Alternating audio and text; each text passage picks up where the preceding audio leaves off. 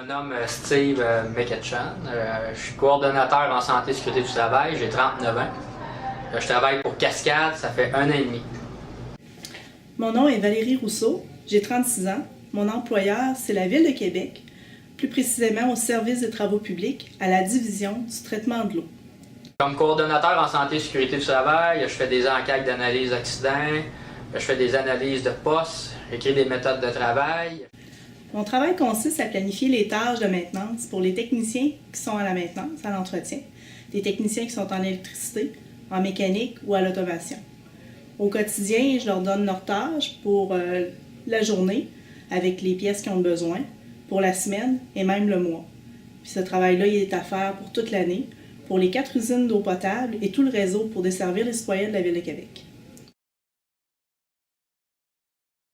Le génie industriel, dans le fond, on est des agents de changement. Donc, on va soumettre ou amener des idées qui vont faire en sorte qu'on va changer des manières de faire, on va changer des manières de fabriquer, dans le but d'optimiser les ressources, l'argent puis les employés, puis aussi la machinerie.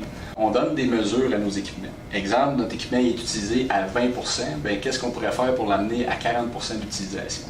Les agents de changement se doivent d'embarquer ou de faire en sorte de motiver et de mobiliser les travailleurs vers l'atteinte ou l'implantation des différentes activités. De plus en plus d'entreprises trouvent que la maintenance et l'entretien, c'est important pour eux.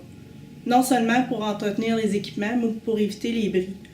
Ce qui est demandé principalement, c'est de résoudre la défaillance ou de prévoir la défaillance des équipements pour éviter les arrêts de production.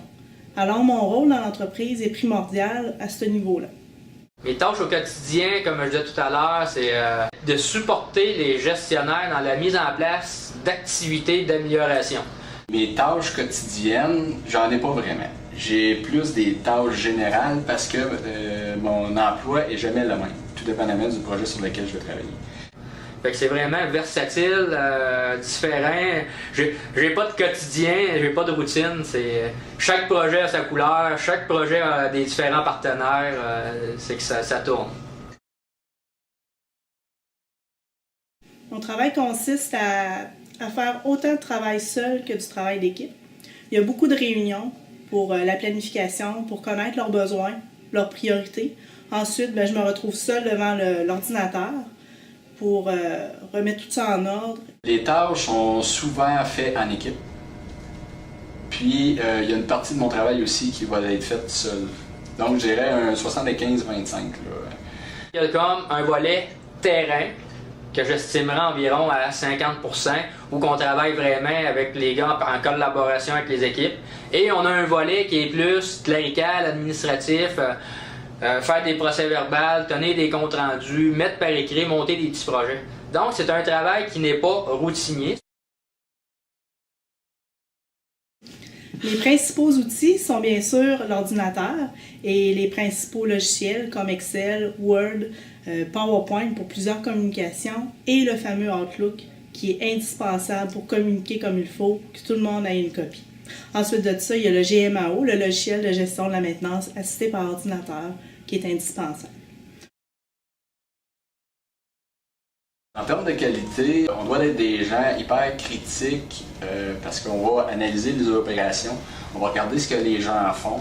Être capable d'être un rassembleur, être capable de mener à terme les projets, être capable de livrer, être capable d'améliorer les performances de l'organisation. Être un bon communicateur, parce qu'il y a beaucoup de rencontres, beaucoup de communication. C'est quelqu'un qui aime les défis parce que d'une place à une autre, c'est jamais la même chose. Il faut aimer le travail d'équipe parce qu'on va côtoyer beaucoup de gens. Aimer chercher les choses, connaître les pourquoi, comment c'est fait. C'est vraiment important d'avoir une bonne ouverture d'esprit. Un jeune qui s'intéresse à la profession du génie industriel, je l'encourage fortement si, à la base, il s'intéresse autant à la mécanique, à l'électricité, à la chimie, à la physique, à la biologie, aux méthodes de travail. En fait, le génie industriel, là, ça englobe tous les métiers. Parce qu'on touche à tout un peu, puis on peut se faire engager dans n'importe quelle entreprise. Par exemple, de mon côté, j'ai travaillé dans l'industrie du verre, du bois, du plastique, de l'électronique, du textile, du meuble, du vaccin en biologie, en pharmaceutique. Et finalement, je suis à la ville au niveau des services aux citoyens. Le génie industriel peut s'appliquer autant au niveau des services que de l'informatique, que de la mécanique, que de l'électrique. Il y a toujours une place pour les gens en génie industriel dans ces domaines-là.